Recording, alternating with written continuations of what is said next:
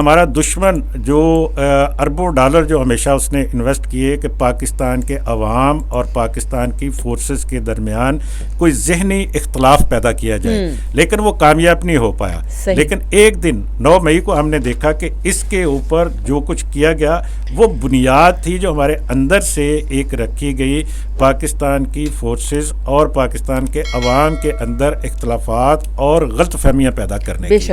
اس کو آپ یہ دیکھیے کہ اس طرح کے واقعات جو ہوتے ہیں یہ قوموں کے لیے بڑے ایک سبق آموز بھی ہوتے ہیں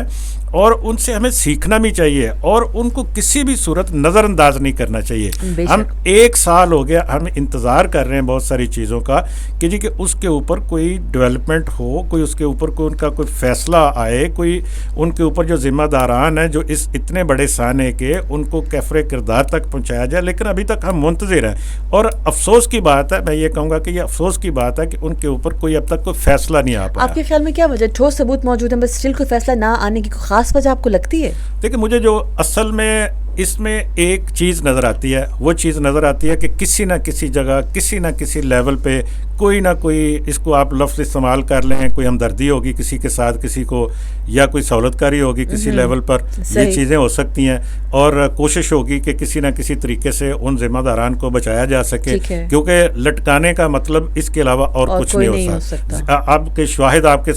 پاس موجود ہیں. اب دیکھیے ہمارے پاس فوٹیجز موجود ہیں، لوگوں کے چہرے موجود ہیں اور جو کچھ انہوں نے کیا وہ سب کچھ ہمارے پاس موجود ہے اور وہ بتاتے ہیں کہ جی کس کے کہنے پہ اور کس طرح سے یہ سارا کچھ کیا گیا. تو پھر نہ فیصلہ آنے کی تو اور اس کے علاوہ تو اور کوئی وجہ نہیں ہو سکتی کہ جی کہ ان لوگوں کو، ذمہ داران کو کسی بھی طریقے سے لٹکا کے کوئی شاید کوئی صورتحال چینج ہو جائے. لیکن میرا خیال ہے کہ ایسا ممکن نہیں ہے. ایسا نہیں ہے. اچھا، آپ کے خیال میں جو رائے عامہ ہے اس کو قومی اداروں کی تعمیری کردار سے آگے کرنے میں اور منفی پروپیگنڈا سے محفوظ رکھنے میں جو ہے وہ کیا کردار ادا کرنا چاہیے؟ دیکھیے رائے عامہ کو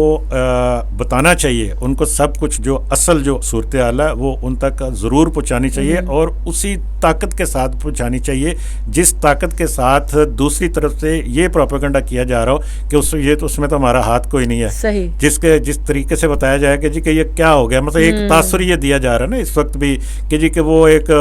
نارمل ایک معمولی واقعہ تھا. نہیں، میرا خیال ہے کہ وہ معمولی واقعہ نہیں تھا. اس پروپیگنڈے کا توڑ کرنے کے لیے جب تک آپ کم از کم اتنی طاقت سے یا اس سے زیادہ طاقت کے ساتھ اس کا جواب نہیں دیں گے،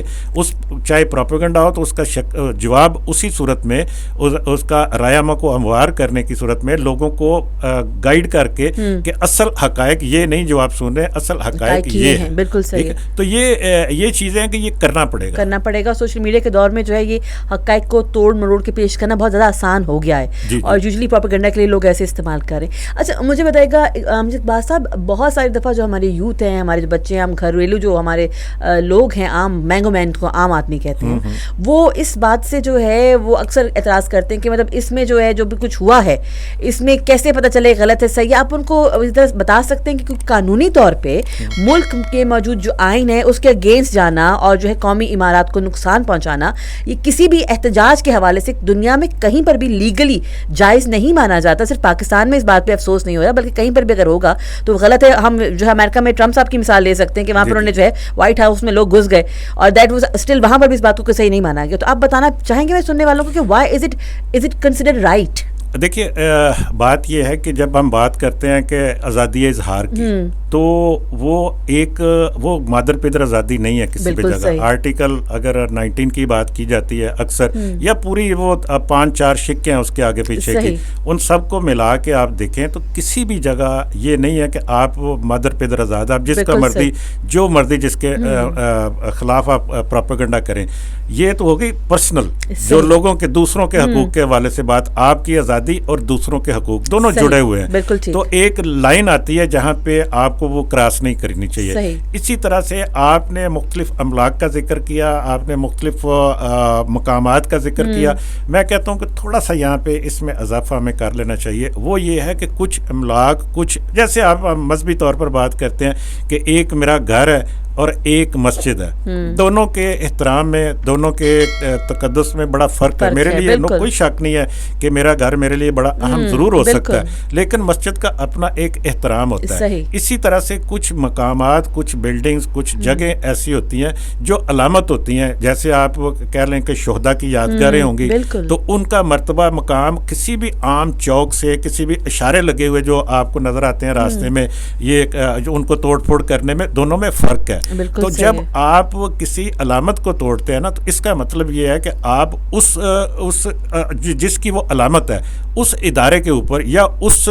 کے اوپر حملہ کر رہے ہیں، تو اس کے تقدس پر حملہ کر رہے ہیں. تو اس پہ دونوں کی شدت میں بڑا فرق آ جاتا ہے، دونوں کے آپ یہ کہنا چاہیے نوعیت میں بڑا فرق آ جاتا ہے. تو ہمیں دونوں کو تھوڑا سا الگ کر کے دیکھنا چاہیے کہ دونوں میں فرق ہے. تو جب آپ شہداء کی یادگاروں کو جلاتے ہیں، جب آپ جو قائد اعظم کی میں سمجھتا ہوں کہ جو ان کی جو نشانیاں ان کو نقصان پہنچاتے ہیں، جب آپ ہم نے دیکھا کہ جو ہمارے نشان حیدر پانے والے ان کے مجسمے تھے، ان کو جب نقصان پہنچایا گیا، تو اس کا کیا مطلب ہے؟ اس کا مطلب صرف جو میری سمجھ میں آتا ہے وہ یہ ہے کہ آپ اپنے اس ادارے کے خلاف کام کر رہے ہیں، لوگوں کے اندر نفرت پیدا کرنے کی کوشش کر رہے ہیں،